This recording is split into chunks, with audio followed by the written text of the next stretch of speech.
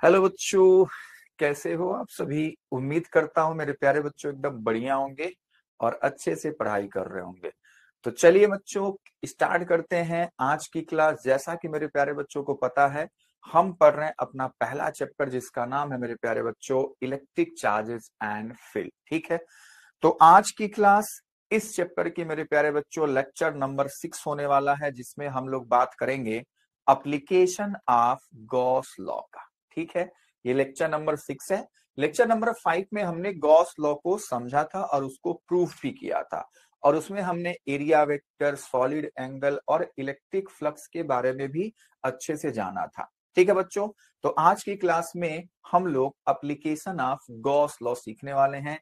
और इस क्लास से, इस लेक्चर से मेरे प्यारे बच्चों, आपके बोर्ड एग्जाम में एक क्वेश्चन फिक्स आता है, और वो भी बच्चों 5 मार्क्स का। ठीक है, तो चलिए बच्चों स्टार्ट करते हैं आज की class. Application of Gauss law मेरे प्यारे बच्चों, हमारे पास 3 डेरिवेशन होता है, जिसमें पहला डेरिवेशन आपके सामने क्या है बच्चों, electric field due to an infinitely long straight uniformly charged wire. एक इनफाइनाइट लेंथ का चार्ज्ड वायर है जिसपे चार्ज का डिस्ट्रीब्यूशन यूनिफॉर्म होता है, और हम लोग ये बात बच्चे शुरू से ही जान रहे हैं कि हम लोग यूनिफॉर्म चार्ज डिस्ट्रीब्यूशन की बातचीत कर रहे थे। ठीक है ना, तो चलिए सर, हमारे लिए पूछा जाएगा, ऐसे आपसे क्वेश्चन पूछा जाएगा। हालांकि क्वेश्चन हम लोग देखेंगे इसके बाद। आज इस वाले लेक्चर में मेरे प्यारे बच्चों थ्योरी वाइज ये चैप्टर एकदम समाप्त हो जाएगा। उसके बाद हम लोग प्रॉब्लम क्लास को करेंगे। ठीक है, इसी चैप्टर के सारे प्रॉब्लम को मैं आपके सामने करूंगा। मेरे प्यारे बच्चों, हम लोग सबसे पहले करेंगे एमसीक्यू क्वेश्चन, वीएसए क्वेश्चन, एक लेक्चर में वो कंप्लीट करेंगे। और दूसरे लेक्चर में हम लोग कंप्लीट करेंगे प्रॉब्लम क्लास के बच्चों वेरी शॉर्ट क्वेश्चन और लॉन्ग क्वेश्चन को। ठीक है, तो ये हमारा पैटर्न रहेगा हर एक चैप्टर का। ठीक है, कि पहले थ्योरी हो जाएगी, उसके बाद हम लोग 2 क्लास में हम लोग करेंगे बच्चों उसके सारे इंपॉर्टेंट क्वेश्चन, पीवाईक्यू क्वेश्चन ही होंगे। ठीक है ना, चलो। तो मेरे प्यारे बच्चों, अगर इस क्वेश्चन को पूछा जाएगा तो आपके एग्जाम में कहा जाता है derive the expression for electric field intensity due to an infinite long straight uniformly charged wire. ठीक है, तो मेरे प्यारे बच्चों आपको ये फिगर आपको बनाना है। मैं बार बार अपने प्यारे बच्चों से बताते आया हूं कि जब भी डेरिवेशन आपसे कहा जाएगा करने के लिए, तो आप लोग उस डेरिवेशन को 3 पार्ट में बच्चे करते हैं। फर्स्ट पार्ट फिगर बनाओगे एकदम सुंदर सुंदर साफ सुथरा। दूसरा पार्ट उसका उसी फिगर का इंट्रो होता है, यानी उसी फिगर के बारे में आपको 2-4 बातें लिख देनी होती हैं। उसके बाद हम लोग कैलकुलेशन का पार्ट स्टार्ट करते हैं। ठीक है, तो चलिए मेरे प्यारे बच्चों इस क्वेश्चन को हम लोग करते हैं, इस डेरिवेशन को। तो डेरिवेशन हमारे पास है बच्चे, इनफाइनाइट लॉन्ग चार्ज्ड वायर के कारण हमको इलेक्ट्रिक फील्ड का बच्चों एक्सप्रेशन फाइंड आउट करना है। ठीक है, तो सबसे पहले अपन ऐसा एक फिगर बनाते हैं, है ना। सर डर लग गया, फिगर कैसे बनेगा। आ जा मेरे प्यारे बच्चों, मैं अपने प्यारे बच्चों के लिए एक फिगर बनाता हूं, नीचे आ जाओ। सबसे पहले अपने को क्या करना है, जैसे फिगर में बनाता हूं वैसे आपको बनाना है, बहुत पीटूंगा। आपको एक ऐसे चार्ज वायर बना लेना है। मान लो हमने इसको पॉजिटिवली चार्ज दे दिया है। ठीक है, पॉजिटिवली ऐसे चार्ज दे दिया। ये इनफाइनाइट लेंथ का वायर है। ठीक है, बहुत बड़ा वायर है। अच्छा, अब मेरे प्यारे बच्चों, तो अगर हमको मान लो इस वायर से हमको अगर मान लो मेरे प्यारे बच्चों स्मॉल आर डिस्टेंस पे कोई पॉइंट पी है, इस पॉइंट पी पर due to this wire we have to find out electric field intensity. तो मेरे प्यारे बच्चों हमको क्या करना पड़ेगा, मान लेंगे हम लोग कि इस लीनियर चार्ज डिस्ट्रीब्यूशन वाले इस वायर का जो चार्ज डेंसिटी है वो लेमडा है। ठीक है मेरे प्यारे बच्चों, चार्ज क्यू होगा, हमने चार्ज डेंसिटी इसका लेमडा मान लिया है। अच्छा, तो मेरे प्यारे बच्चों गॉस लॉ क्या कहता था, गॉस लॉ कहता था कि भैया अगर आपको पॉइंट पी पर इलेक्ट्रिक फील्ड कैलकुलेट करना है, तो आपको क्या करना पड़ेगा, आपको एक गॉसियन सरफेस बनाना पड़ेगा। क्या बनाना पड़ेगा बच्चे, एक गॉसियन सरफेस आपको बनाना पड़ेगा। हालांकि ये सिलेंडर बहुत मोटा तगड़ा हो जा रहा है, लेकिन कोई बात नहीं, जो हो रहा है होने दो। ठीक है, तो हम एक गॉसियन सरफेस मेरे प्यारे बच्चों डिजाइन करेंगे, बनाएंगे, ड्रॉ करेंगे, जो कि पॉइंट P से होता हुआ जाएगा।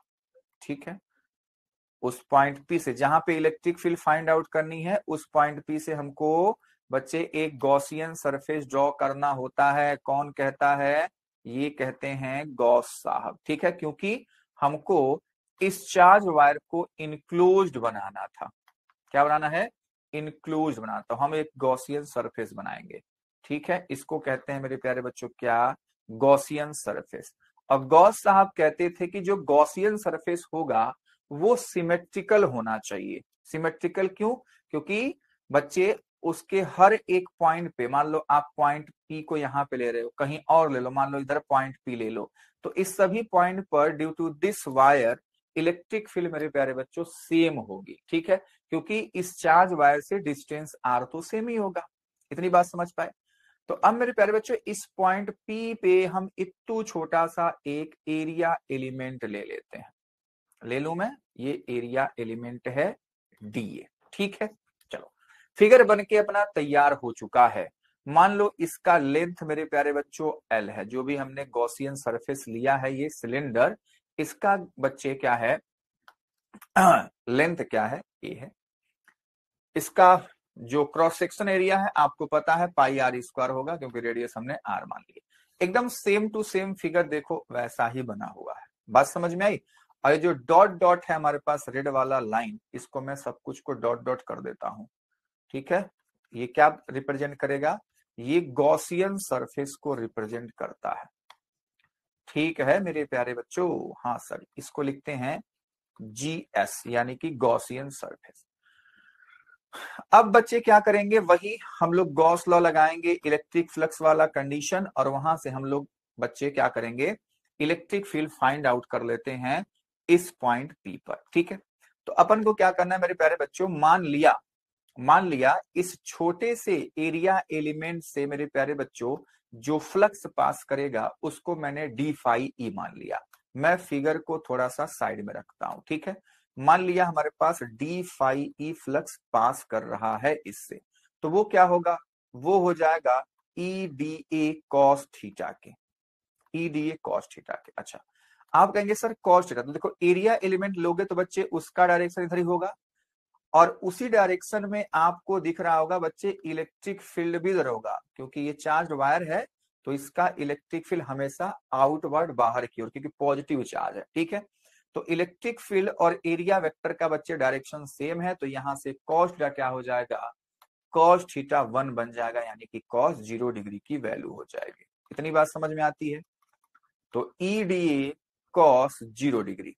ठीक है ना? ओके सर, तो नेक्स्ट लाइन में हम लोग क्या लिखेंगे? अब कैलकुलेशन ही करना है, जब फिगर की जरूरत होगी तो मैं आपको फिगर दिखा दूंगा। तो d phi e is equals to ये बन जाएगा EDA। क्या बन जाएगा बच्चों? EDA। कितनी बात समझ में आती है? बोलू हाँ या ना, है ना बच्चे? अच्छा, तो मेरे प्यारे बच्चों इसको हम इक्वेशन मान लेते हैं। मान लिया हमारे पास ये क्या है? इक्वेशन नंबर 1 है। क्या है बच्चों? Equation number 1। तो अब हमको क्या करना? देखो यहाँ पे कई सरफेस है, अपने हमने तो बस केवल एक सरफेस का नाम लिया। मान लो मैंने ऊपर नाम दिया है, उसी के जैसा मैं नाम दूंगा इस गॉसियन सरफेस से पास करने वाला फ्लक्स। तो हमारे पास एक सरफेस ये होता है नीचे वाला, एक सरफेस ये होता है, एक सरफेस ये होता है। तो इन तीनों सरफेस से हम अगर फ्लक्स देखें, मान लो अपने फिगर में हम लोग देखते हैं इस वाले में, तो मान लो जैसे हमने यहाँ पे एक सरफेस ले लिया है, वैसे ही बच्चों इस नीचे वाले में एक सरफेस लो, उसका एरिया इधर आएगा। यहाँ पे अगर कोई सरफेस लोगे तो उसका एरिया वेक्टर इधर आएगा ऊपर। इलेक्ट्रिक फील्ड तो हमेशा इधर ही होगी दोनों सबके लिए, इलेक्ट्रिक फील्ड का डायरेक्शन इधर है। तो अब अगर इसको मैंने फर्स्ट माना है, इसको शायद सेकंड माना है, इसको शायद थर्ड माना हुआ है ऊपर, जैसे ऊपर मानेंगे वैसे ही। ठीक है, तीनों जगहों पे हमने 1 2 3। अरे है क्या? देख, ये अगर सिलेंडर है, मेरे हाथ में क्या है? ग्लास है, सिलेंडर है, तो इसके पास 3 सरफेस है ना, एक ऊपर फ्लैट सरफेस, एक नीचे फ्लैट सरफेस, और ये कर्व सरफेस। तो इन तीनों सरफेस से अलग अलग कितना टोटल फ्लक्स पास कर रहा है, वही तो हमको देखना है। बात समझ में आई? तो मेरे प्यारे बच्चों हमने पहले देख लिया इस तीसरे वाले सरफेस का, तो उसका मैंने यहाँ पे चीजें लिख दी हैं आपके सामने कि D phi is equals to E D A cos theta, D phi is equals to E D A cos 0 degree और D phi is equals to E D A. इतनी बात मेरे प्यारे बच्चों को समझ में आई होंगी। अब बच्चा हमारे पास ये नीचे वाला सरफेस 1 और नीचे वाला ऊपर वाला सरफेस 2। तो इसके लिए आप देख रहे हो कि थीटा कितना बच्चों 90 डिग्री, यहाँ भी थीटा कितना है 90 डिग्री। तो जब थीटा 90 होगा तो मेरे प्यारे बच्चों ई डी ए कॉस 90 आप करोगे तो वो क्या हो जाएगा 0, क्योंकि कॉस 90 की वैल्यू क्या होती है 0। वही हालचाल यहाँ भी होगा। तो यानी कि फर्स्ट सरफेस और सेकेंड सरफेस के लिए जो फ्लक्स है वो 0 हो जाएगा। इसीलिए मेरे प्यारे बच्चों केवल फ्लक्स किसका मिलता है, थर्ड वाले सरफेस का, जिसका वैल्यू मेरे प्यारे बच्चों इतना है। इतनी बात मेरे प्यारे बच्चों को समझ में आ रही कि नहीं आ रही है? आ रही है, ठीक है। इसीलिए मैंने इसको इक्वेशन नंबर 1 मान लिया, ठीक है। अब इसी चीज को और आगे बढ़ा सकते हैं कि हमको अगर टोटल फ्लक्स चाहिए तो मैं कहूंगा कि phi is equals to integration d phi E हो जाएगा। बोलो, है ना? क्या हो जाएगा? टोटल फ्लक्स चाहिए तो हमको क्या करना पड़ेगा, इंटीग्रेट करना पड़ेगा जी। तो जो टोटल फ्लक्स है मेरे प्यारे बच्चों वो आ जाएगा डी फाई ई, पुट कर दो बस। इंटीग्रेशन डी फाई ई क्या है, डी फाई है ई डी ए के बराबर, ई डी ए के बराबर, ये इंटीग्रेशन का साइन है। तो मेरे प्यारे बच्चों इलेक्ट्रिक फील्ड तो कांस्टेंट है तो वो ई बाहर आ जाएगा और डी ए अंदर रह जाएगा, ठीक है। अच्छा, जब ये कर्व सरफेस वाला ही तो थर्ड सरफेस था, यही तो बचा था। तो जब इसका हम देखेंगे एरिया तो ये क्या है मेरे प्यारे बच्चों, ये तो है 2 पाई आर एल, ठीक है।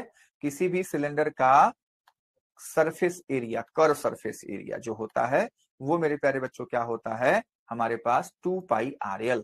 तो ये हो जाएगा E into 2 pi R into L. इसी को इक्वेशन 1 मान लो। इस इक्वेशन 1 को मैं हटा देता हूं यहां से, ठीक है, इसका कोई मतलब नहीं था। बात समझ में आई? ठीक है।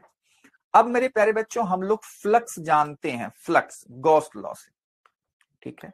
फ्लक्स हम लोग जानते हैं, we know that phi is equals to Q by epsilon naught, ठीक है। कौन कहता है जी? ये हमारे गॉस साहब कहते हैं। अच्छा, अगर हमने बच्चों लीनियर चार्ज डेंसिटी अगर हमने लेमडा लिया था तो लेमडा की वैल्यू क्या होती है, क्यू बाई एल होता है। तो यहां से क्यू के जगह पे मैं लेमडा एल पुट कर सकता हूं, नहीं कर सकता हूं? तो वही मैं लिख देना चाहता हूं कि क्यू के जगह पे ये लेमडा एल हो जाएगा और ये एप्सिलॉन नॉट है। तो इसको हम इक्वेशन नंबर 2 मान लेते हैं, ठीक है। क्या हुआ, इसको मैंने इक्वेशन नंबर 2 मान लिया। अब इक्वेशन नंबर 1 और इक्वेशन नंबर 2 को देखिए तो आपको पता लग रहा है कि दोनों फाई ई फाई है, तो इसका मतलब ये और ये एक दूसरे के इक्वल हो जाएंगे। तो मैं लिखूंगा इसलिए फ्रॉम इक्वेशन 1 एंड 2, तो मेरे प्यारे बच्चों हम लिख सकते हैं E into 2 pi R L is equals to lambda L by epsilon naught, ठीक है। बोल, कोई दिक्कत, कोई परेशानी, कोई समस्या है क्या? आप कहेंगे बिल्कुल नहीं है सर, सब कुछ सही है। हमको इलेक्ट्रिक फील्ड ही तो फाइंड आउट करना है, तो बस ई को इधर रखो, बाकी सबको इधर भेज दो। तो हो जाएगा लेमडा एल, ये हो जाएगा 2 पाई आर इंटू एल और ये एप्सिलॉन नॉट। तो आप देख रहे हैं बच्चे कि लैम्डा से लैम्डा कट्टी पिट्टी हो गया, हमारे पास बचा क्या? हमारे पास बचा मेरे प्यारे बच्चों is equals to lambda by 2 pi epsilon naught R, ठीक है। इसको ऐसे लिख सकते हैं। तो हमने इस चीज को डिराइव कर दिया है। यही मेरे प्यारे बच्चों आपके लिए क्या होता है, एक्सप्रेशन होता है।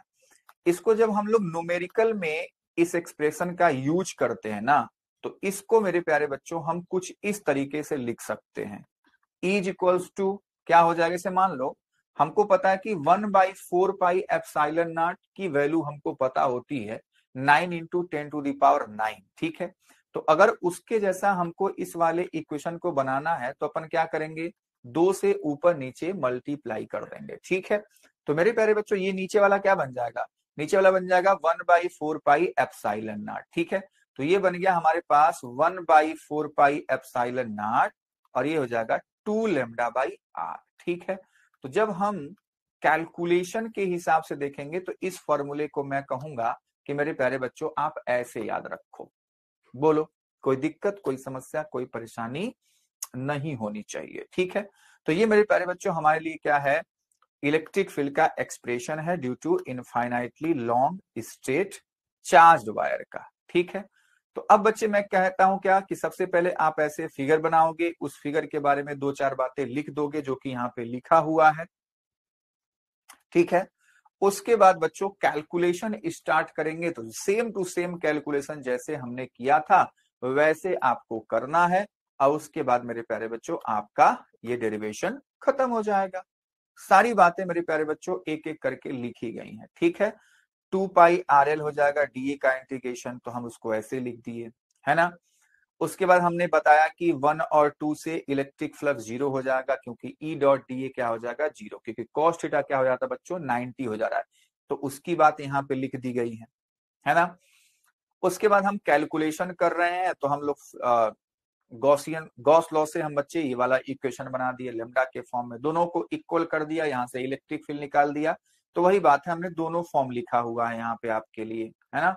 हमने अपने प्यारे बच्चों के दोनों फॉर्म लिख दिया कि या तो आप लेमडा बाई 2πε0 आर याद रखिए, या तो 1/4πε0 2 लेमडा बाई आर याद रखिए, आपकी इच्छा है। समझे कि ना समझे? समझ गए सर। तो ये मेरे प्यारे बच्चों पहला एप्लीकेशन है गॉस लॉ का, ठीक है। अब दूसरा एप्लीकेशन आता है मेरे प्यारे बच्चों सरफेस चार्ज डेंसिटी वाला, जिसमें हम लोग सिग्मा वगैरह की बात करते हैं, ठीक है। इसका ग्राफ मेरे प्यारे बच्चों ऐसा बनता है, ये भी अपने दिमाग में आपको रखना है, ठीक है, कि इलेक्ट्रिक फील्ड आर के साथ कैसा हमारे पास वेरी कर रहा है। अब आ जाते हैं इसके दूसरे वाले डेरिवेशन पे। दूसरा वाला डेरिवेशन मेरे प्यारे बच्चों क्या कहता है, ये आपसे कहेगा derive the expression for electric field intensity due to uniformly charge infinite plane sheet, ठीक है। तो मेरे प्यारे बच्चों देखो, अभी हमने लीनियर चार्ज डिस्ट्रीब्यूशन की बात की, जिसमें हमने एक रॉड लिया इनफाइनाइट लेंथ का, तो उसका हमने एप्लीकेशन निकाल दिया। अब हम बात कर रहे हैं सरफेस चार्ज डिस्ट्रीब्यूशन वाले का, ठीक है, कि हमने एक प्लेन शीट लिया, उसको चार्ज दे दिया और उसका चार्ज ऐसे डिस्ट्रीब्यूट है आपके सामने, ठीक है। तो अब मेरे प्यारे बच्चों फिर से इस प्लेन शीट से कुछ डिस्टेंस पर हमने एक पॉइंट पी लिया और we have to find out electric field intensity at that point, ठीक है। तो हम लोग कैसे करेंगे, फिर से वही गॉस लॉ लगाएंगे कि उस पॉइंट पी से होता हुआ एक गॉसियन सरफेस बनाना है, लेकिन गॉसियन सरफेस ऐसा बनाना चाहिए कि भैया वो क्या हो, सिमेट्रिकल हो, है ना। यानी कि इलेक्ट्रिक फील्ड को मेरे प्यारे बच्चों कांस्टेंट होना चाहिए, सिंपल सी बात यही है। तो इसीलिए हम लोग वहां पे एक सिमेट्रिकल गॉसियन सरफेस को बनाते हैं, ड्रॉ करते हैं। तो आ जाइए, फिगर आपके सामने दिख रहा है। आप कहेंगे सर फिगर तो बहुत ही कठिन है। क्या कठिन है, देख इस फिगर को ऐसे थोड़ा सोचना अपने आप को। ये क्या है, एक हमारे पास प्लेन शीट है, ठीक है, जिसके पास बच्चों एरिया है कुछ भी कैपिटल ए मान लेते हैं। तो मेरे प्यारे बच्चों इस प्लेन शीट को आप ऐसे भी बना सकते हो, ऐसे। अगर इसको ऐसे बनाएंगे तो कोई दिक्कत वाली बात नहीं होगी। जैसे मान लो जैसा ये फिगर है वैसे ही अगर मैं बनाना चाहूं, तो ये फिगर मेरे प्यारे बच्चों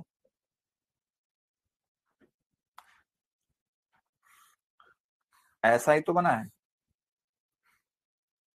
ठीक है। थोड़ा सा तिरछा हो रहा है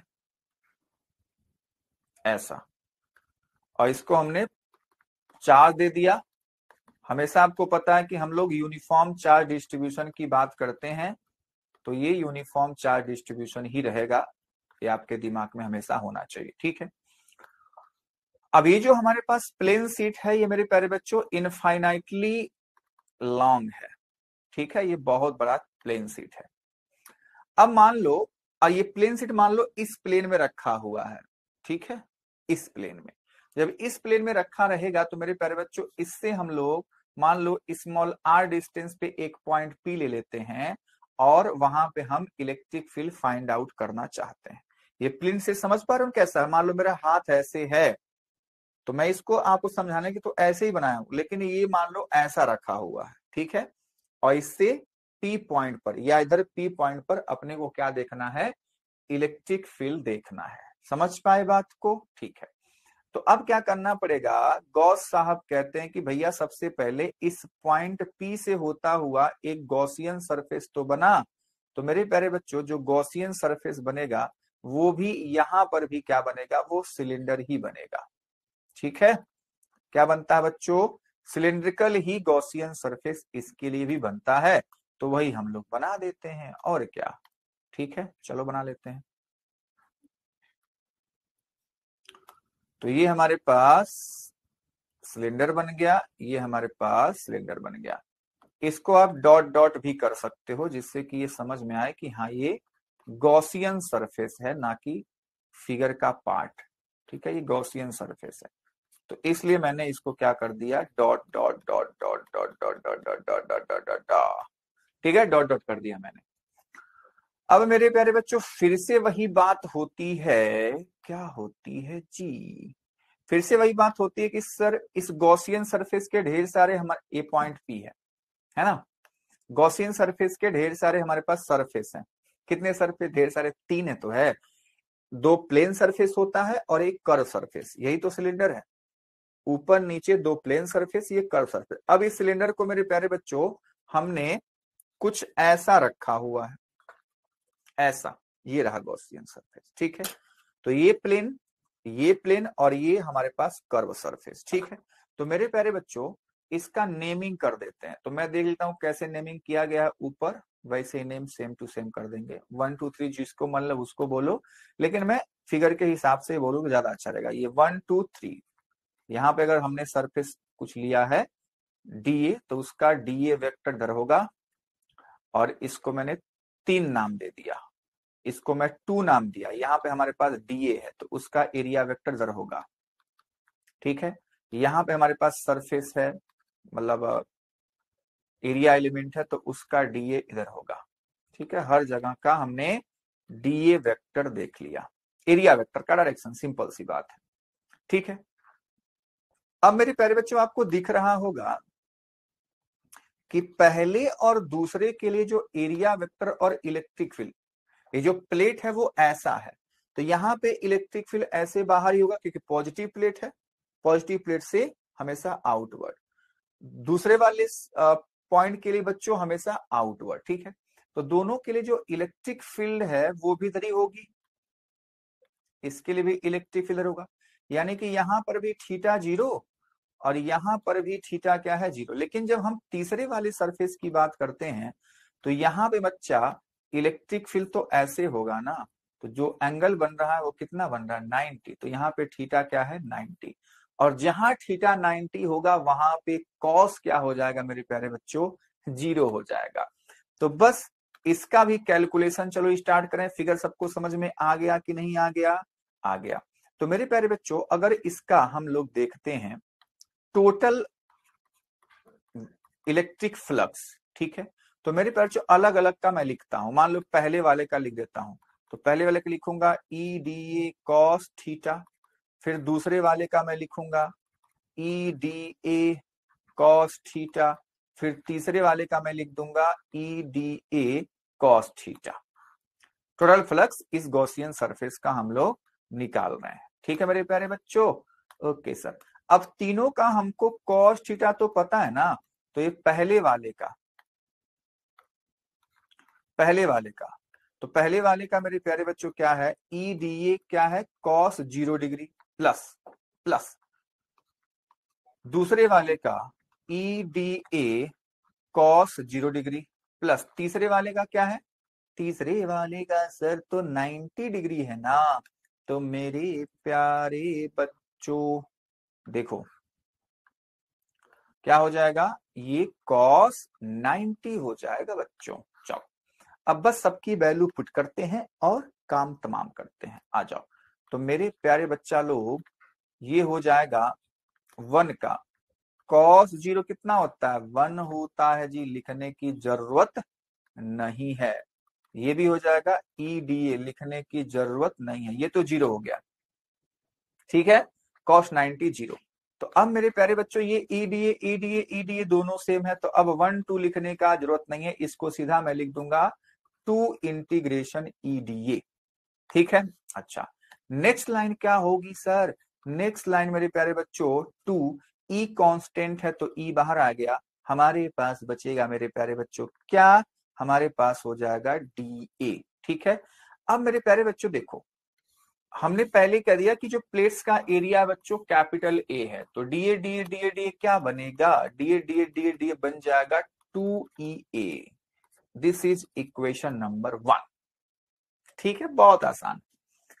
अब फिर से वही हालचाल, हम लोग अब यहाँ पे गॉस लॉ की बात करेंगे। वी नो दैट की flux is equals to Q enclosed by epsilon naught. ओहो, अब फिर से मेरे प्यारे बच्चों देखो, जब हम सरफेस चार्ज डेंसिटी की बात कर रहे हैं, मान लिया इस पे सरफेस चार्ज डेंसिटी सिग्मा है, ठीक है, तो अगर हमको सिग्मा के फॉर्म में इसको लिखना है तो भैया हम क्या लिखेंगे? तो आ जाओ, we know that sigma is equals to Q by epsilon naught, तो क्यू क्या हो जाएगा? Sigma into epsilon naught. तो बस नेक्स्ट इसके आगे लिख दो, क्यू के जगह पे क्या हो जाएगा? Sigma epsilon not. अरे रे रे रे रे, गड़बड़ गड़बड़ गड़बड़ गड़बड़, ये ए होता है ना बच्चों, चार्ज बाई एरिया, तो सिग्मा इंटू ए है ना, सिग्मा इंटू ए और ये epsilon not, and this is equation number 2। तो मेरे प्यारे बच्चों, फ्रॉम इक्वेशन 1 एंड 2, तो मेरे प्यारे बच्चों क्या हो जाएगा? देख, 1 एंड 2 से क्या हमको पता लग रहा है? दोनों फ्लक्स हैं, दोनों फ्लक्स आपस में इक्वल हो जाएंगे, तो लिखूंगा 2EA is equals to sigma A by epsilon naught के। अरे बोलो हाँ या ना? यस सर, बिल्कुल सर। तो मेरे पास हमको इलेक्ट्रिक फील्ड चाहिए ना, तो बाकी को उधर भगाओ, तो 2A हो जाएगा। आपको दिख रहा है सर, ए से ए कट्टी पिट्टी हो जाएगा, तो हमारे पास बचा finally sigma by 2 epsilon naught के। ठीक है, क्या बचा? सिग्मा बाई 2 एप्सिलॉन नॉट के। उम्मीद करता हूं मेरे प्यारे बच्चों को इतनी बातें अच्छे से समझ में आई होंगी, और ये मेरे प्यारे बच्चों गॉस लॉ के एप्लीकेशन का दूसरा हमारे पास डेरिवेशन था, जिसको हमने डिराइव कर दिया। बहुत ही इंपॉर्टेंट है, कई बार आपके जैक बोर्ड में पूछा गया क्वेश्चन है मेरे प्यारे बच्चों। ठीक है, चलिए आगे बढ़ लो। तो इस तरीके से आप ऐसे स्टार्ट करेंगे और काम तमाम करेंगे। तो फिर से मैं कहता हूं, सबसे पहले ऐसे सुंदर सा फिगर बनाना है मेरे प्यारे बच्चों को, उसके बाद इस फिगर के बारे में 2-4 बातें लिख देनी होती है। ठीक है, उसके बाद मेरे प्यारे बच्चों आप कैलकुलेशन स्टार्ट कर देते हो। ठीक है, कि d phi equals to E D A cos theta. Total flux के लिए हम लोग ऐसे लिख देते हैं, फर्स्ट का, सेकेंड का, थर्ड का, सबका हमने थीटा लिख दिया। ठीक है, तीसरे वाले का cos 90 जीरो हो जाता है, तो केवल फर्स्ट और सेकेंड का बचता है, दोनों को मेरे प्यारे बच्चों हम ऐड कर देते हैं, तो उसके बाद हमारे पास लास्ट में एक्सप्रेशन ऐसे आ जाता है। बोलो, कोई दिक्कत, कोई समस्या, कोई परेशानी है क्या? ना जी ना, बिल्कुल नहीं है। ठीक है, आगे बढ़ूं।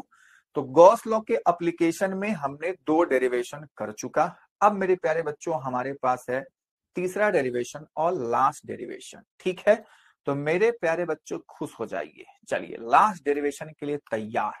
आप कहेंगे सर डेरिवेशन पे डेरिवेशन करते जा रहे हैं, तो आपके सिलेबस में है, और यही सब मेरे प्यारे बच्चों बोर्ड एग्जाम में पूछा जाता है हर बारी। तीनों में से एक फिक्स है, ये मान लो। ठीक है, चलो। तो अगला डेरिवेशन मेरे प्यारे बच्चों क्या है? Electric field due to a uniformly charge thin spherical shell. ठीक है, अब यहां पे थोड़ा सा आपको जानकारी होना पड़ेगा कि स्फेरिकल सेल क्या होता है। आ जाओ मैं बता दूं। तो मेरे प्यारे बच्चों देखो, स्फीयर जो होता है उसको हम 2 पार्ट में बांटते हैं। स्फीयर को मेरे प्यारे बच्चों हम 2 पार्ट में बांटते हैं। कैसे जी? फर्स्ट वन है मेरे प्यारे बच्चों सॉलिड स्फीयर।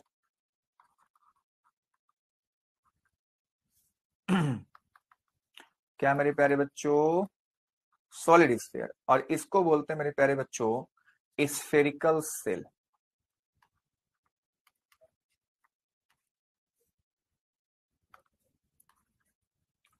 ठीक है, स्फेरिकल सेल। तो देखो सॉलिड स्फीयर की क्या खास बात है, स्फेरिकल सेल की क्या खास बात है। तो देखो सॉलिड स्फीयर की जब हम बात करते हैं मेरे प्यारे बच्चों, फिगर बनाओ, फिगर बनाओ। ये दो फिगर है, दोनों स्फीयर हैं। मान लो इसको मैंने कह दिया सॉलिड स्फीयर, और ये है मेरे प्यारे बच्चों मान लो स्फेरिकल सेल है। सॉलिड स्फीयर, ठीक है। तो सॉलिड स्फीयर क्या होगा बच्चों, ये अंदर बाहर से एकदम पूरा भरा होगा, ये खाली नहीं है। और लेकिन ये मेरे प्यारे बच्चों ये क्या है, खोखला है। ठीक है, ये खोखला है, अंदर से खोखला है, हिंदी में ही लिख देता हूं, अंदर से एकदम पूरा खाली है। और ये मेरे प्यारे बच्चों पूरा अंदर से क्या है, भरा हुआ है। ठीक है, इसके अंदर कुछ भी खाली स्थान नहीं, पूरा मैटर भरा हुआ है। और ये क्या है, बीच में खोखला। एग्जाम्पल के तौर पे मान लो अगर आप कोई, जैसे मान लो आप कंचे खेलते होंगे, है ना, कांच के कंचे, टिंग डिंग, तो वो मेरे प्यारे बच्चों क्या होता है, वो पूरा अंदर से भरा हुआ है। ठीक है, लेकिन जब आप प्लास्टिक की बॉल की बात कर रहे हो, वो क्या है, अंदर से खाली है, इसलिए वो फट जाती है। ठीक है, तो मेरे प्यारे बच्चों ये क्या है हमारे पास, खोखला यानी कि स्फेरिकल सेल, ये हमारे पास है सॉलिड स्फीयर। ठीक है, अब इन दोनों में से हमारे सिलेबस में क्या है, हमारे सिलेबस में ये इसका डेरिवेशन नहीं है, हमारे सिलेबस में इसका डेरिवेशन है स्फेरिकल सेल का। ठीक है, अब आपको इसी में एक बात समझनी पड़ेगी। क्या समझना पड़ेगा सर, हमको समझना पड़ेगा कि अगर मान लो मेरे प्यारे बच्चों, मैंने मान लिया फर्स्ट कंडीशन, नहीं यहां नहीं, फर्स्ट कंडीशन मानो, नीचे मानो, मान लो फर्स्ट कंडीशन ये दोनों मेरे प्यारे बच्चों क्या हो, कंडक्टर के हो। बात को समझना, क्या है, अगर ये दोनों कंडक्टर मटेरियल से बने हो, चाहे वो सॉलिड स्फीयर हो चाहे वो स्फेरिकल सेल हो। ठीक है, तो मेरे प्यारे बच्चों अगर इसको चार्ज दिया जाएगा, मान लो पहले वाले सॉलिड स्फीयर को, ठीक है, तो अंदर बाहर सब कुछ भरा हुआ है, कंडक्टर का बना हुआ है, मैंने पहले कंडीशन बना दिया। ठीक है, तो मेरे प्यारे बच्चों जब हम सॉलिड स्फीयर यानी कि सॉलिड कंडक्टर को जब हम लोग चार्ज देंगे, तो उस पे चार्ज का डिस्ट्रीब्यूशन मेरे प्यारे बच्चों केवल और केवल सरफेस पे ही बचता है।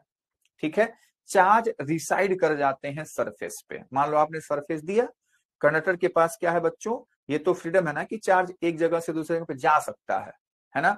तो वो जो चार्ज है बच्चों, उसके आउटर सरफेस पे आके फैल जाते हैं अपनी एनर्जी को मेरे प्यारे बच्चों मिनिमाइज करने के लिए। ठीक है, क्योंकि मान लो पॉजिटिव चार्ज दिया तो उनमें रिपल्सन होगा, तो दूर दूर भागेंगे, लेकिन अधिकतर दूर पर कहां भाग पाएंगे, उसके सरफेस पे। ठीक है, तो मेरे प्यारे बच्चों ये अपनी एनर्जी को मिनिमाइज करने के लिए, स्टेबल होने के लिए बच्चों अपने मतलब इसके सरफेस पे आके डिस्ट्रीब्यूट हो जाते हैं। ठीक है, तो ये कहानी है सॉलिड स्फीयर का। मतलब क्या हुआ, पॉइंट समझिएगा कि सॉलिड स्फीयर है, अंदर से मटेरियल भरा हुआ है, फिर भी मैंने चार्ज दिया तो पूरा का पूरा चार्ज केवल और केवल सरफेस पे होगा, भीतर कोई चार्ज नहीं है, इलेक्ट्रिक फील्ड जीरो हो जाएगा।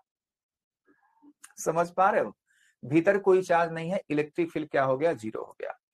अगर मान ले ये हमारे पास स्फेरिकल सेल है, इसको भी मैंने चार्ज दिया, ठीक है, तो इसके तो अंदर खोखला है, मटेरियल है ही नहीं, तो वहां पे चार्ज हो ही नहीं सकता। तो इसका तो भाई सिंपल है कि इस पे जो चार्ज का डिस्ट्रीब्यूशन होगा केवल और केवल सरफेस पे ही होना है। बात समझ में आई, ठीक है। तो मेरे प्यारे बच्चों ये बात आपको समझनी थी। अगर मान ले हमने किसी नॉन कंडक्टर मटेरियल की बात की, नॉन कंडक्टर,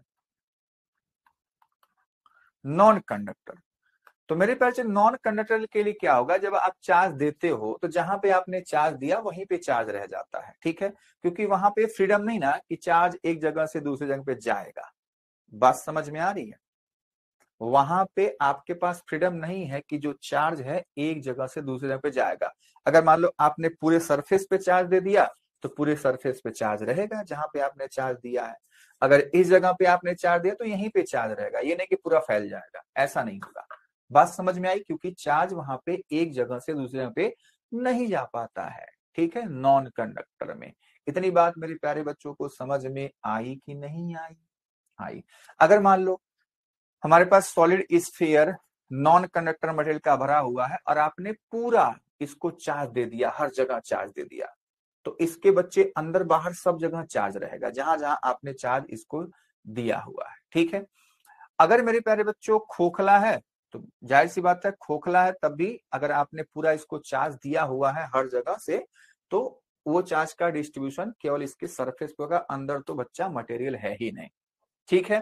तो इतनी बात आपको समझनी थी। और हम बात कर रहे हैं बच्चों स्फेरिकल सेल की। तो आ जाओ मेरे प्यारे बच्चों, स्फेरिकल सेल की बात करते हैं। और यहाँ पे हम 3 पॉइंट पे इलेक्ट्रिक फील्ड कैलकुलेट करते हैं। एक स्फेरिकल सेल के बाहर, आउटसाइड, एक मेरे प्यारे बच्चों स्फेरिकल सेल के सरफेस पे, और एक मेरे प्यारे बच्चों स्फेरिकल सेल के अंदर। तो outside, at the surface and inside हमको कैलकुलेशन करने के लिए कहा जाता है। ये मेरे प्यारे बच्चों 2025 में पूछा हुआ सवाल है। आपके बोर्ड एग्जाम में 5 नंबर का ये पूछा गया सवाल है 2025 का, और कई बार भी पूछा गया है, ठीक है। आ जाओ। तो electric field due to uniformly charge thin spherical shell, हमारे पास स्फेरिकल सेल है, ये हमारे पास जो फिगर बना हुआ है, आउटसाइड इलेक्ट्रिक फील्ड कैलकुलेट करने जा रहा है, ठीक है। तो यही मैं अपने प्यारे बच्चों को समझा देता हूं। जैसे मान लो जो हमारे पास स्फेरिकल सेल है, यहाँ पे हमने दो, देखो थोड़ा सा मोटा बनाया। मोटा बनाने का मतलब है कि आप समझो कि वो उसका वो सरफेस है। अब ये नहीं समझना है कि नहीं R1 R2 हो जाएगा, सेंटर से R1 R2 मोटा नहीं होता, बहुत पतला होता है। लिखा गया थिन स्फेरिकल सेल। जो आपकी बॉल होती है, ठीक है, तो कोई कोई बॉल होती है जो जंप करती है, आपको पता है उसका जो लेयर होता है मोटा होता है, तो उसमें R1 R2 मान सकते हैं। लेकिन बाकी जो प्लास्टिक की बॉल होती है वो बच्चे बहुत पतली लेयर होती है, तो उसको बस केवल R मानिए आप सेंटर से। तो वही हाल चल यहाँ भी है। तो मान लिया इसका रेडियस R है, इस स्फेरिकल सेल के बाहर एक पॉइंट P है जिसपे हमको इस स्फेरिकल चार्ज स्फेरिकल सेल से बच्चों हमको इलेक्ट्रिक फील्ड यहाँ पे कैलकुलेट करना। तो मान लिया सेंटर से उसका डिस्टेंस स्मॉल r है, और हमारे पास जो स्फेरिकल सेल है हमने मान लो उसको Q चार्ज दिया। तो मैंने अभी बता दिया कि है तो ये स्फेरिकल सेल, स्फेयर है, इसके पास वॉल्यूम होता है, लेकिन यहाँ पे जो चार्ज का डिस्ट्रीब्यूशन है वॉल्यूम में नहीं है, वो किसमें बच्चों, केवल और केवल सरफेस पे, क्योंकि अंदर तो खाली जगह है, ठीक है। तो इसलिए यहाँ पे हम लोग सरफेस चार्ज डेंसिटी सिग्मा का यूज करते हैं, है ना। कोई अगर बच्चा के दिमाग में होता है कि यहाँ पे रो क्यों नहीं आया, तो क्योंकि चार्ज का डिस्ट्रीब्यूशन केवल सरफेस पे हुआ, एरिया में हुआ, उसके पूरे वॉल्यूम में हुआ ही नहीं, ठीक है, इसलिए सिग्मा की बात यहाँ पे हो रही है। हिंदी बात समझ में आई? बिल्कुल सर, बिल्कुल समझ में आई सर, बिल्कुल समझ में आई सर। चलिए, तो मेरे प्यारे बच्चों, मेरे प्यारे बच्चों, अब हम क्या करते हैं, कैलकुलेट करते हैं। मान लो पॉइंट पी पर हमने एक एरिया एलिमेंट ले लिया डीए। इसका बच्चे आपको अब सब पता होगा कि भैया इसका एरिया वेक्टर इधर ही होगा, इलेक्ट्रिक फील्ड भी इधर ही होगा, आउटवर्ड, क्योंकि हमारे पास पॉजिटिवली चार्ज बॉडी है, मान लो पॉजिटिवली चार्ज है, ठीक है। तो मेरे प्यारे बच्चों यहाँ पे हम फिर से वही फ्लक्स निकालते हैं, d phi E dot d A cos theta, cos theta यहाँ पे 0 हो जाएगा, मतलब कॉस 0 डिग्री हो जाएगा, कॉस थीटा 1 हो जाएगा, ठीक है। तो ये सारी बातें हम लोग यहाँ पे करने लग जाते हैं। तो उसके लिए हम लोग सारी बातें लिखते हैं पहले के लिए कि फील्ड आउटसाइड द सेल, सारी बातें हमने लिख दी। कैलकुलेशन हम स्टार्ट करने जा रहे हैं मेरे प्यारे बच्चों। यहाँ से कैलकुलेशन हम स्टार्ट करते हैं, E D A cos theta. अब देखो देखो दो, इसमें मैंने तरीका अलग से आपके लिए बताया है। या तो आप दोनों फ्लक्स को पहले ही बच्चा आप आपस में इक्वल कर दो, या अलग अलग इक्वेशन लगा करके। समझ पा रहे हो क्या कहना चाहता हूं? चलो मैं अपने पहले तरीके से करता हूं, जैसे अभी तक हम लोग कर रहे थे। तो हम लोग करते थे क्या, हम लोग मान लेते थे डी फाई ई होगा कितना, E D A cos theta के, ठीक है बच्चा, E D A cos theta के। अब यहाँ पे कॉस क्या है, कॉस 0 डिग्री है, तो नेक्स्ट लाइन यही लिखेंगे, d phi is equals to E D A cos 0 degree, लिखेंगे नहीं लिखेंगे, लिखेंगे, d phi is equals to E d A हो जाएगा। हो गया जी। अब हमको अगर टोटल फ्लक्स चाहिए तो हम लोग क्या करेंगे, इंटीग्रेशन करेंगे डी फाई ई का। करेंगे नहीं करेंगे, करेंगे जी। तो नेक्स्ट लाइन क्या लिखी जाएगी, phi is equals to d phi की वैल्यू इसमें डाल दो, ईडीए हो जाएगा। इलेक्ट्रिक फील्ड हर जगह यूनिफॉर्म रहेगा, मतलब कांस्टेंट रहेगा, तो ई बाहर आ जाएगा, इंटीग्रेशन डीए बचेगा अंदर। अब मेरे प्यारे बच्चों इस डीए के बारे में आपको बताना है, ठीक है।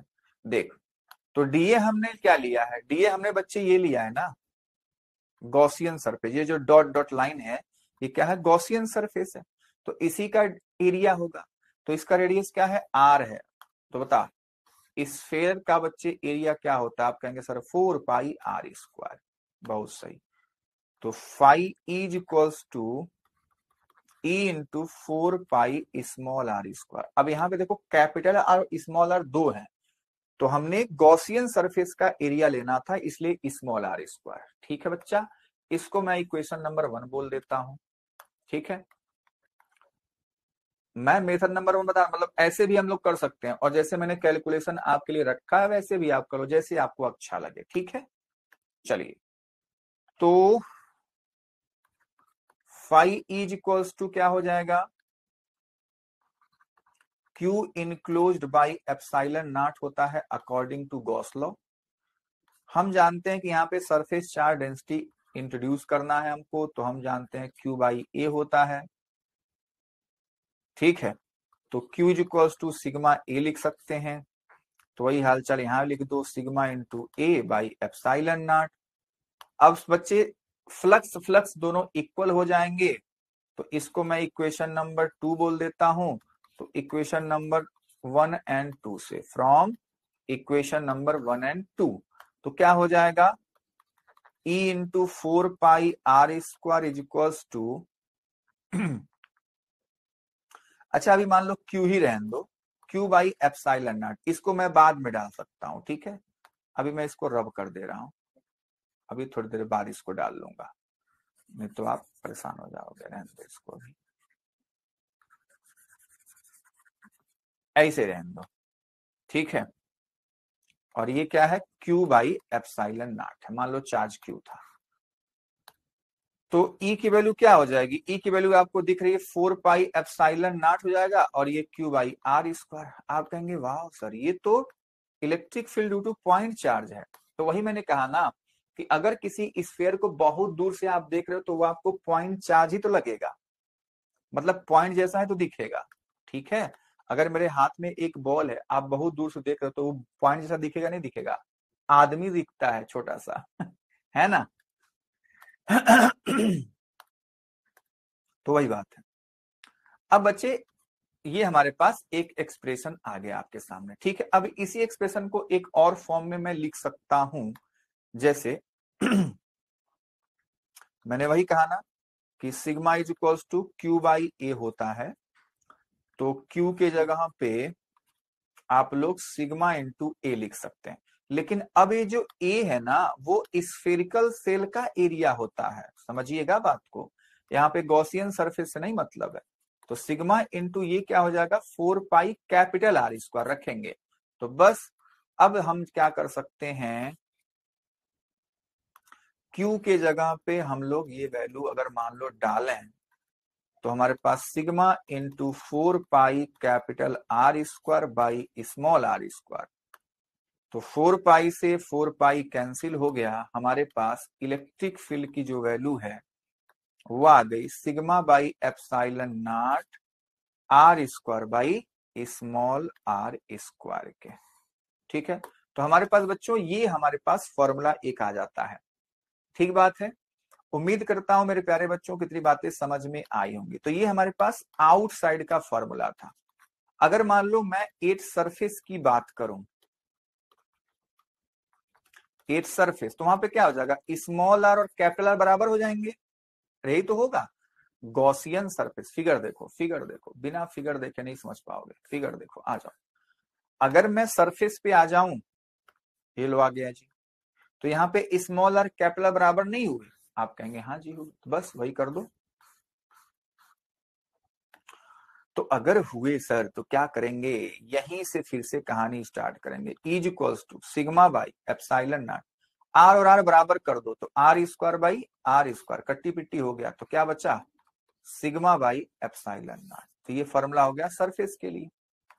अब थर्ड पॉइंट इनसाइड, सारी बातें यही कर लेता हूं। इनसाइड मान ले, बना लेता हूं फिगर एक, ये मान लो स्फेरिकल सेल है, मान लिया, मानना पड़ेगा, बहुत पीट दूंगा। सरफेस चार्ज डेंसिटी सिग्मा है, रेडियस इसका कैपिटल आर है। मान लिया बच्चे कोई पॉइंट पी हम यहाँ पे मान लिए, ठीक है। अब इसके सेंटर ओ से इसका डिस्टेंस स्मॉल आर हो गया। तो अकॉर्डिंग टू गॉस लॉ, इस पॉइंट पी से होता हुआ अब हमको एक गॉसियन सरफेस बनाना, जो कि ये रेड वाला है। समझ पाए? अरे समझो ना भाई, समझो ना भाई, समझो ना। ये हमारे पास छोटा वाला क्या हो गया, गॉसियन सरफेस हो गया। अब मेरे प्यारे बच्चों, गॉसियन सरफेस के भीतर कोई चार्ज दिखेगा क्या? आप कहेंगे ना जी, यहाँ पे तो भैया क्यू इनक्लोज्ड क्या है, क्यू इनक्लोज्ड जीरो है, तो इलेक्ट्रिक फील्ड भी क्या होगी, जीरो होगी। सिंपल सी बात है, तो इसमें तो कुछ करना ही नहीं है, ठीक है, क्योंकि अंदर तो चार्ज ही नहीं है। अंदर जब चार्ज नहीं तो इलेक्ट्रिक फील्ड कहां से आएगा? तो वही बात है। अब चलो बारी बारी से कर लो, देख लो सारा सा। तो ये हमारे पास कैलकुलेशन इस टाइप से था, आप ऐसे भी कैलकुलेशन कर सकते थे। और बच्चे आउटसाइड के लिए हमारे पास ये फॉर्मूला आ गया। उसके बाद हम सिग्मा को डालेंगे, तो सिग्मा के जब डालेंगे तो हमारे पास formula sigma by epsilon naught capital R square by small R square हो जाता है, ठीक है ना? Okay sir ji. अब बच्चे सरफेस के लिए आर और आर बराबर, तो इसी फॉर्मूले से मेरे प्यारे बच्चों हम लोग यहां तक पहुंच गए। इनसाइड के लिए सारी बातें लिखी गई हैं, हमारे पास क्यू इनक्लोज ही जीरो होता है, तो इसलिए इलेक्ट्रिक फील्ड भी क्या हो जाएगी, जीरो हो जाएगी। ठीक बात है। कोई दिक्कत, कोई समस्या, कोई परेशानी अगर है तो मेरे प्यारे बच्चे आप लोग बता सकते हैं, ठीक है। तो आज की क्लास में हमने एप्लीकेशन ऑफ गॉस लॉ में मेरे प्यारे बच्चों 3 डेरिवेशन किया, और ये तीनों डेरिवेशन आपके बोर्ड पॉइंट ऑफ व्यू से मेरे प्यारे बच्चों बहुत ही इंपॉर्टेंट है। मैं कह रहा हूं ना, मैं कह रहा हूं कि तीनों में से एक जरूर पूछा जाता है हर एक साल, ठीक है मेरे प्यारे बच्चों। तो आज की क्लास मेरे प्यारे बच्चों यहीं तक रखते हैं, और इस तरीके से आपका ये जो चैप्टर है 1, वो मेरे प्यारे बच्चों थ्योरी वाइज कंप्लीट हो चुका है। तो अब हम लोग 2 लेक्चर और इस वाले चैप्टर में पढ़ेंगे, lecture number 7 and lecture number 8, जिसमें मैं अपने प्यारे बच्चों को प्रॉब्लम सारे कराऊंगा, ठीक है, इस चैप्टर से। और वो सारे प्रॉब्लम मेरे प्यारे बच्चों पीवाईक्यू क्वेश्चन ही होंगे। तो पहले लेक्चर में मैं एमसीक्यू और वीएससी आपको बताऊंगा, और दूसरे लेक्चर में हम लोग शॉर्ट और लॉन्ग वाले क्वेश्चन को देख लेंगे, ठीक है। तो मेरे प्यारे बच्चों चलिए आज की क्लास यहीं तक रखते हैं। अगर मेरे प्यारे बच्चों आपको कॉन्सेप्ट से रिलेटेड कोई भी क्वेरी हो, कोई भी डाउट हो, तो मेरे प्यारे बच्चों आप फिलो एप्लीकेशन को डाउनलोड कर सकते हैं, और हमारे एक्सपर्ट ट्यूटर से जुड़ करके आप अपने सभी डाउट को क्लियर कर सकते हैं। अगर ये वीडियो आपको अच्छी लगी हो तो मेरे प्यारे बच्चों लाइक, सब्सक्राइब और अपने दोस्तों के साथ शेयर करना बिल्कुल ना भूलिए, ठीक है मेरे प्यारे बच्चों। तो चलो मिलते हैं नेक्स्ट वीडियो में मेरे प्यारे बच्चों। बाय बाय, मस्त रहिए और स्वस्थ रहिए।